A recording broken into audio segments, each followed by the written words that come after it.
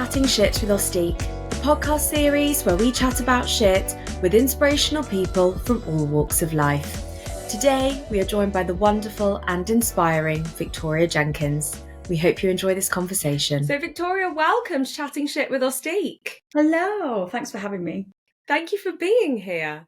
I have tons and tons of questions for you, but before we get going, I wondered if you would mind just very briefly introducing yourself to anybody who might not know yet who you are. Of course. So I am Victoria Jenkins. I'm the founder of Unhidden, which is an adaptive fashion brand for people with and without disabilities. I've worked in the fashion industry, graduated in 2008, so been in the industry about 16 years now. And yeah, I suppose that's the quickest way of saying things. I became disabled in my mid-20s, and that has been like eternally the biggest gift. So that's kind of where Unhidden all came from. Amazing, thank you. I wanted to delve a bit into a couple of the points that you've just mentioned, actually, before we kind of get to now. I wondered, in your early career, so you qualified as a garment technologist, is that correct? So I studied fashion design, and then I interned for a year, and then my first job was as a pattern cutter. And then I kind of fell into being a garment technologist because it was quite a small company and they were growing. So, the role sort of just changed over time. And you mentioned that during your 20s, your health took a bit of a turn and you became disabled. Do you feel comfortable just talking a little bit about what happened at that time in your life?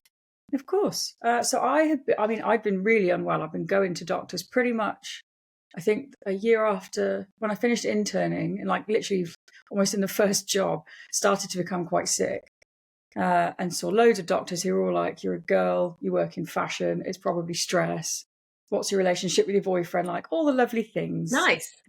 Yeah, it was fun.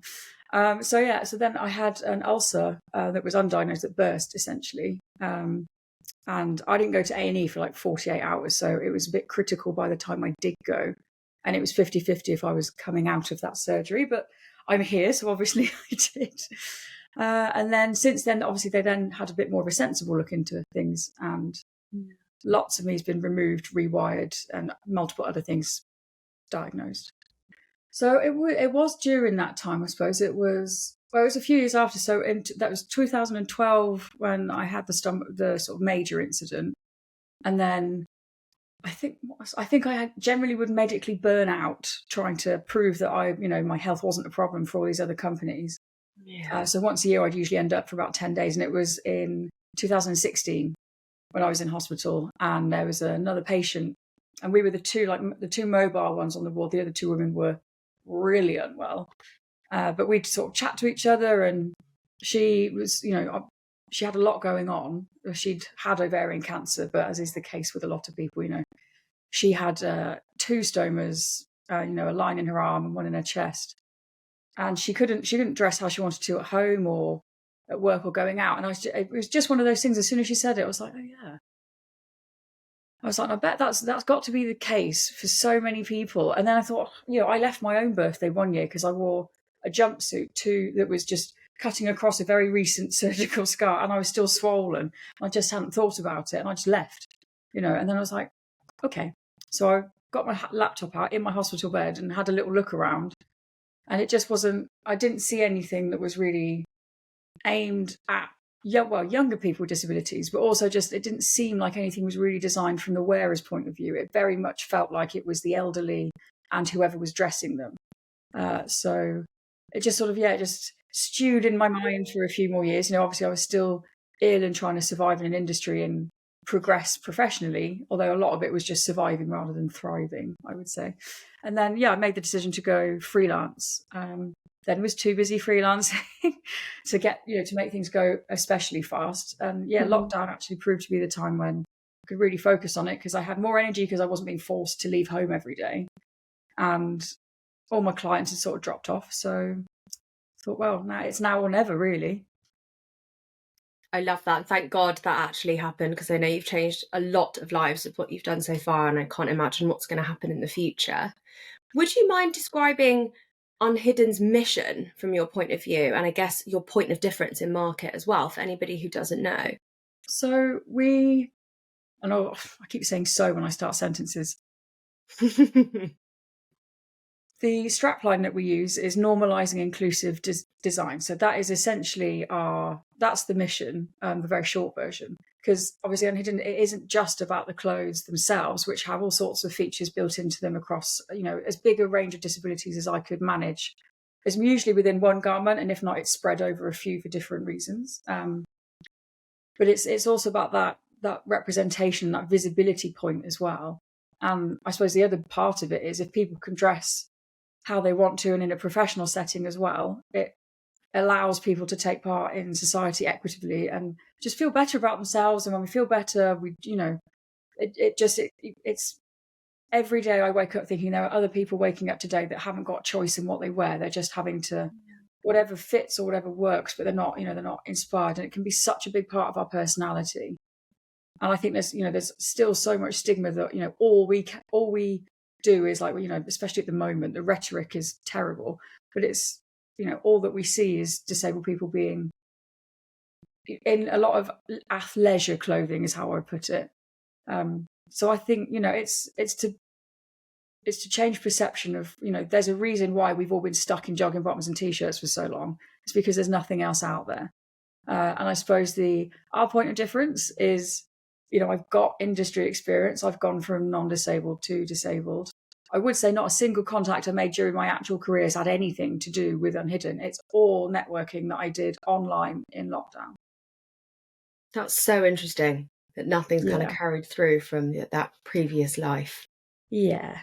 I wondered if you could tell me a bit about what adaptive fashion actually means, and then I guess the process by which you have tweaked pieces or created pieces to suit different needs. Like, how do you go about doing that? I find that really interesting in terms of the process. So I think I use the phrase like adaptive is for clothing that can very definitely only be worn by someone who has a disability or a chronic health condition. Okay. So the seated trousers, for example, or something that's short stature, that's not meant for an ambulatory person, essentially.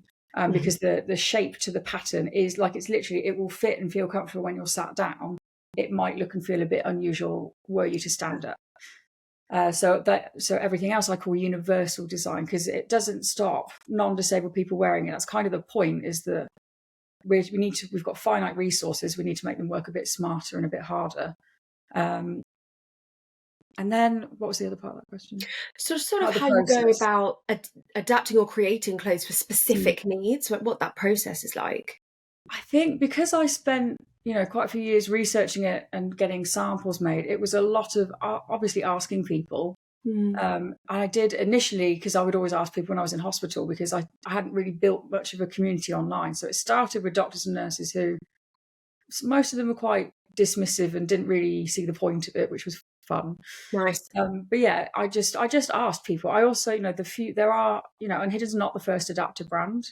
So obviously I looked at people who were doing it, looked at reviews from their site and what people were saying, and then just constantly kind of absorbing all of it. I think, it's obviously a hyper focus of mine, this whole thing. So I can remember all sorts of stats and that one comment I seen from one person. So that's how I've done quite a lot of it. And then just sort of saying, well, if I had this condition, what would I need? I usually start, though, with the design itself. What do I want it to look like? And then how do I build the adaptations in? And the whole thing I try and do is make the adaptations hidden so that it doesn't look like medical wear. It doesn't look any different. And most people, that's been the hard thing to communicate in runway shows, is what I've done. People actually end up focusing on the models because they don't see what the clothes themselves are doing. That's really interesting. I was going to ask about how important a photo shoot and a runway show is in bringing everything to life. And I'm imagining actually that a photo shoot lends itself better to you showing which bits have been adaptive. But then from the representation point of view, it feels like the runway shows are super important. Do you feel like that's the balance for you as well? Yeah, I think it is. I mean, runway shows are always a bit of I think for bigger brands, a bit of a vanity project because they don't tend to bring you in any money. So it's quite a big thing to sign off as a marketing budget. And obviously we've been very lucky to keep the cost down because we've had Kurt Geiger give us, the showroom and shoes and accessories and space. So it's not been as extortionate. I wouldn't have been able to do it otherwise unless I had a free venue, because during Fashion Week, a venue on a a venue on any night of Fashion Week in London is like £50,000. So as a startup, that's a bit unachievable. Little that budget, yeah. Yeah, but we're starting. I mean, every time we learn and evolve, I really wanted to have footage of the models sort of showing what the features are as they walk down the runway.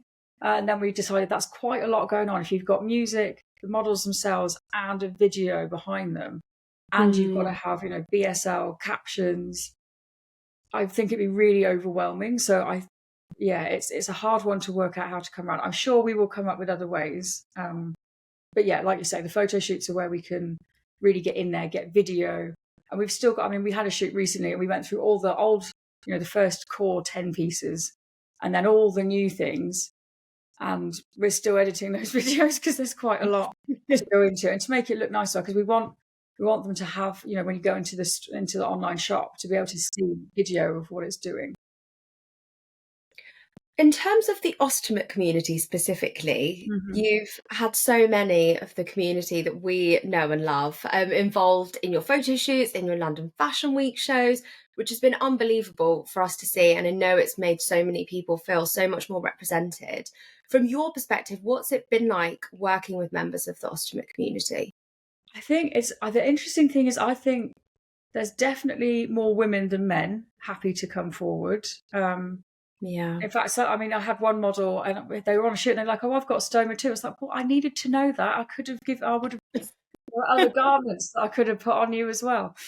But yeah, I think it's a really nice. I think it's quite a nice community. I always feel a bit, I don't know, like not on the side of it, because I don't have a stoma yet.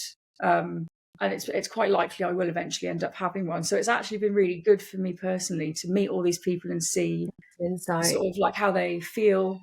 Yeah, it's been nice knowing that I might be joining that, actually having a stoma at some point in my life. It has been really nice to sort of meet people and see how it usually makes people a lot better. I think the frustrating thing that I've discovered after, whilst doing all this research and development, looking into it, is, I mean, how little we see younger people with it, and that they're having, that it makes them better. I think a lot of people who go for the reversal from an aesthetic point of view is like, I completely understand it. It's a hard decision, but I just think doctors are really irresponsible in, sort of not saying, you will have a better quality of life with it than you will without it. And it might not even work. I don't get the impression from a lot of people that I've spoken to, and I know, they have been told, they weren't told that they might not work, or they might have to still have it come back again. It just seems like an awful lot of surgery and a lot to put yourself through. But again, I do completely understand it, but I do find it interesting there's so few men that talk about it. I mean, and disability in general. Yeah, we found exactly the same thing. It's really interesting that you just talked about reversals. Our podcast episode that was released last week was all about reversals, and we had 3 people talking about their experience. And actually, interestingly, every single one had said we weren't prepped for the negatives at all. We thought it was all going to be fine, and that none of their experiences have been particularly great. And one's actually reversed his reversal. So completely hear you on that. And also, we've also really found that in terms of people that want to come forward and talk about their story and be very open and vulnerable, it definitely skews towards women. But then also, I wonder if you've noticed as well, different ethnicities are also more comfortable to speak about it than others. I don't know if you've had that in your shows as well. We have. I think it is. I would say, however, though, that whenever we do a model, if we do a shout out on social media, it's usually, and I don't know if it's just our messaging on Unhidden hasn't quite hit the right spot yet, but we do usually only have slim white women. Yeah, I don't think that's so there's an awful lot of people. We've got a huge long list, and we kind of have to, I'm really anti that, sort of, I want to give everyone a chance, but I've got to stick to my own sort of ethnicity diversity rules as well. So it's quite difficult because I feel like I'm constantly having to say no to all these incredible people with these amazing stories. But I think there is that cultural difference as well, especially with South Asian. Like there's a lot around disability that I definitely feel it's changing, and there are more coming forward, but it's not, I'd say it's still the exception rather than the rule. I think there's a lot of people not comfortable still. Yeah, we've definitely found the same. In terms of if there are any ostomates listening who aren't really sure what to do in terms of trying to find optimal clothing, do Mm. you have specific tips on things to keep in mind, maybe things to think about when it comes to trousers versus tops, anything like that? Yeah, so I mean, it's thankfully, thanks again to the pandemic, it's a lot easier now, I'd say, with trousers. So there's plenty of sort of tailored looking options that are stretchy. I think, trying to wear something tight across that part of your body is just, it's uncomfortable. So, Mm. I think looking for anything with an elasticated waistband, just as a search engine, just elasticated waistband, like most clothes have those now, and on the high street as well. So I think that's really important. I think also considering the fabric is important, because if it's an awful lot of polyester and it's sweaty and scratchy across an area of yours that is quite tender, I think that's a bit of an issue as well. And then also where the waist sits, where the waistband is. I think it is harder for men because they are kind of all put in the same place. Whereas women, we can get really high waisted trousers and skirts, whereas not that common for men. But equally, Yeah. I'm very much in a throw out whether it's made for a man or a woman. Just if it's comfortable and it looks good and it fits, wear it. So I think there is something to be said for men if they're comfortable going and buying women's clothes, because they do what they need them to do. With tops, it's not so much. I think it's more with dresses. My advice with dresses would be anything with a pattern on is going to sort of hide a bit, if your bag sort of is inflating. Anything with a twist or a drape detail. I think wrap dresses are, I mean, they're helpful for so many people because you can undo those. You haven't got to take the whole thing off. I mean, that's why with Unhidden, I always wanted to make sure that you could access your stoma in the dresses without having to take anything off. So And like there's zip entrance. just to double check on fabrics, you mentioned that polyester might not be the one to go for. What would be a good breathable fabric to look for? So it is your cottons and your linen, but equally there are fabrics called Tencel and Lyocell, and they're like antimicrobial. I think that's the right way of saying it. They've got sweat wicking properties. They'll keep you cool, but they'll also keep you warm. Like they have a lot in them. They usually do have a small polyester mix content, or sometimes it's cotton, but they're still. I mean, they're kind of a sustainable-ish fabric.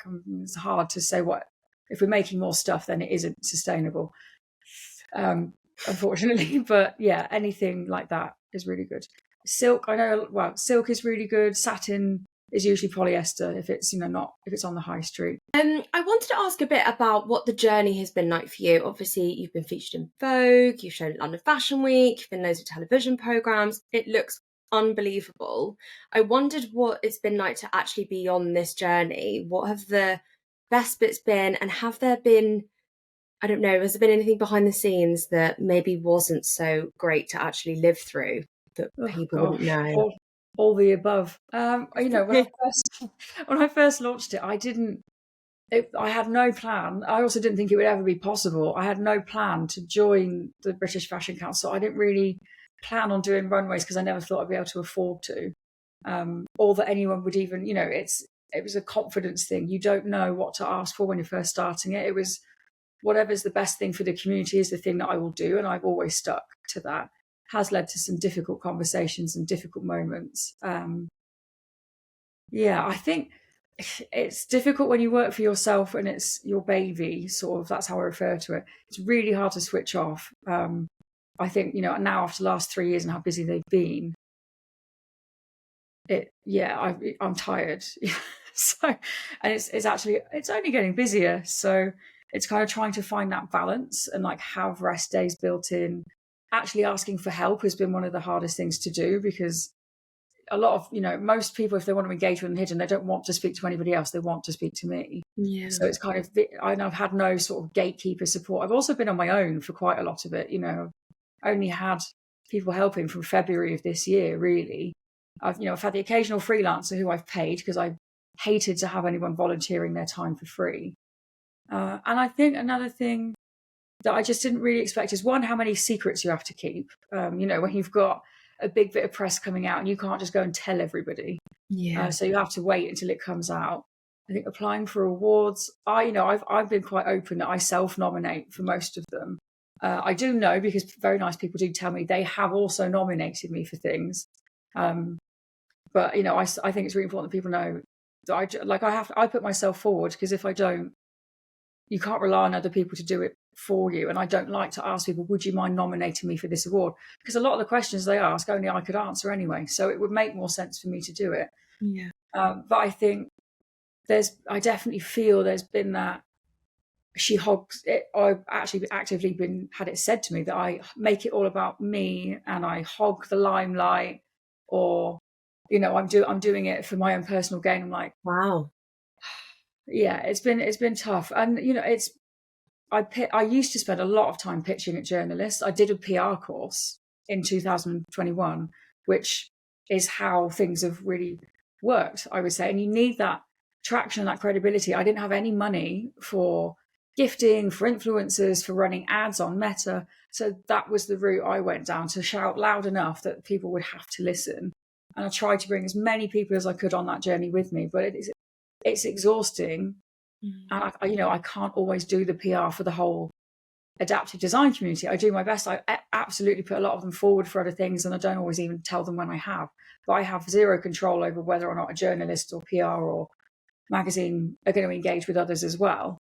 But now we're in that really nice place of, I tend to get asked, like OK Magazine, which was amazing. They came to me. I didn't pitch. I haven't pitched at a journalist in quite a while, so that's amazing. Yeah, it's really nice. It's still exhausting, because the way that PR sort of goes is you get given about 2 hours notice for things, and then you have to just cobble things together and hope for the best. But the long form stuff, you know, you do have time. You just have a couple of weeks, and I just send every photo ever taken of Unhidden stuff.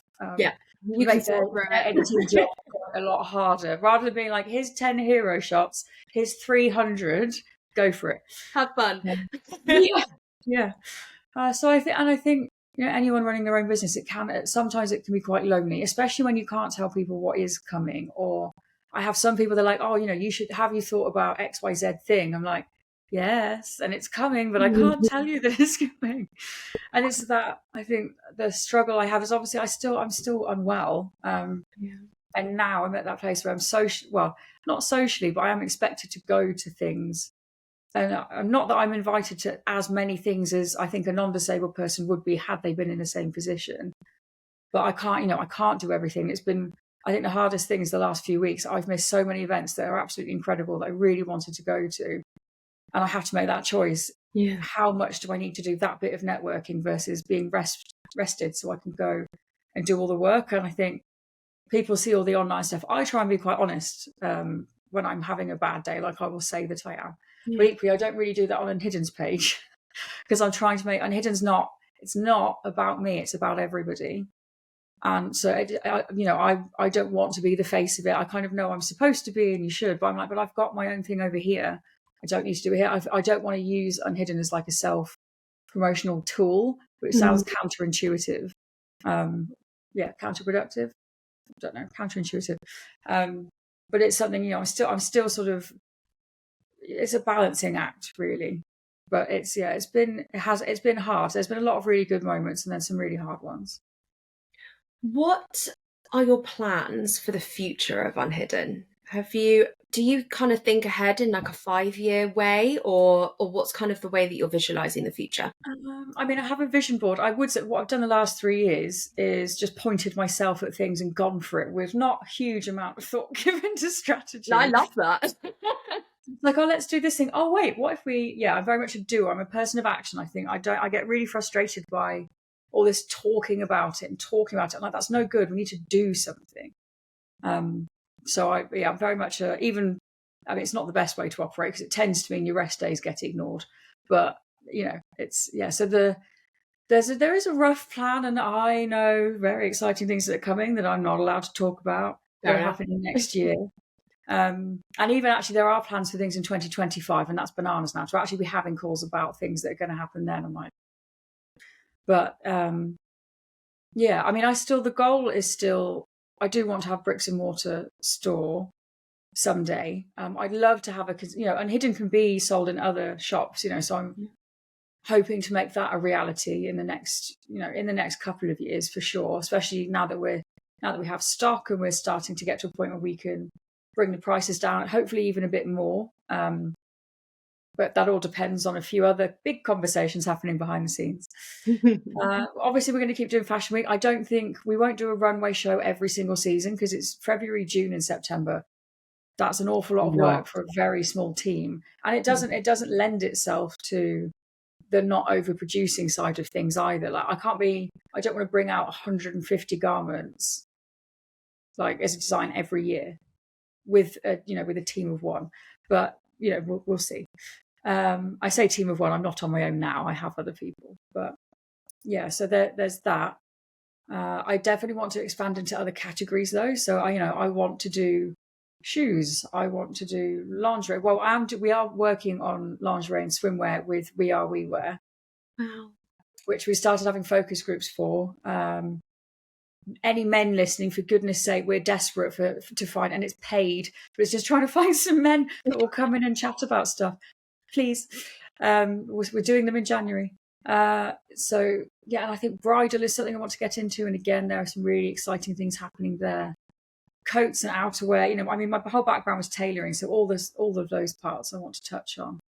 But I even festival wear, every single element of costume, everything that we put on our bodies in any way, or hold in our hands, or live and sit on. I very much hope that I can make Unhidden be a lifestyle brand as much as it is clothes. I want to bring in homeware and tech and everything else, and try and sort of by that force the retail industry to be a bit more inclusive as well. I love that. I know we're coming to the end of our time, but I had one more question for you. And this is around the education that you do. I've seen you do a lot to educate people around living with disabilities and what that might mean for people. And I wondered if you have any top resources that you might recommend for people to go to educate themselves. I'd say if I can't give out my email address, I'd say otherwise email me because I have a huge Google Drive link in there. But actually, if you DM Unhidden's page, we do have, and we will actually, I should just put it in our link tree in there. We do have a huge Google Drive with all the press, media, and podcasts, TV, everything that I've ever done, all in one big drive link. So people could absolutely go and have a look in there. There is the Adaptive Fashion Network, but it's kind of I know a lot of the founders from it, and it's kind of just been changed a bit in what it's going to be. So somebody else is sort of taking that mantle on. So that will be one. Otherwise, Open Style Lab, who are based in the States, but they do an awful lot on educating around clothes specifically, but they do an awful lot. And then just follow on social media, sort of have a look for other people, because I don't always get to do as much sharing as I want to, but there are so many people that are so good at it and do it in such a lovely, wonderful way. But I saw something brilliant yesterday. I'm trying to think who it was from. It might have been, it's definitely an influencer that disabled and chronic iconic. That's her Instagram handle. And nice. She said, challenge yourself to follow someone who is palatably disabled, and also follow someone who makes you uncomfortable. And I think it was so well put, because I know I'm very well aware I'm a palatable version of disability. But I also feel very strongly that if I've got this time and this platform and this mission, then I will do what I can for those who are just the quiet ones. They're just getting on with life. They don't want to become an activist or an advocate. They just want to live. And it's a lot of being prepared to do that. It does mean putting yourself above the parapet, and it's quite often not very nice. But yeah, I think just don't always try not to only follow white disabled people as well. I think the intersection is so huge, and especially even with the LGBTQ, obviously there are some people that have much bigger platforms that try and find some of the grassroots campaigns. Victoria, thank you so much for coming on. We love Unhidden. We love you. We love everything that you're about. So we can't wait to see what's happening in the future. It's really been an honour to have you on, and hopefully we can do some more partnerships in the future as well. Sure we can. And it's just made me think of something I definitely need to talk to you about behind the scenes. Love that. Very excited. Thank you so much for coming on, and hopefully we'll have you back again soon. Yes, definitely. Thank you for having me. Thank you. Bye. Have you seen the new Ostique skins yet? Ostique Skins are revolutionary ostomy pouch covers that were created to make the wearer feel confident, sexy and powerful in all of life's moments. From moments of intimacy to lounging by the pool, conquering a workout or simply heading out to lunch, Skins have you covered. Even better, they're compatible with all major colostomy and ileostomy bags. Ostique Skins are available in a range of colours and skin tones, and they're made from a revolutionary material that's completely waterproof, high quality, soft and comfortable. Skins are easy to use, even with reduced dexterity, and they work with both closed and drainable bags. Plus, Skins are also environmentally friendly and vegan. There are 4 bundles available to buy now, and you can also purchase individual skins. Head to ostique.co.uk to find out more.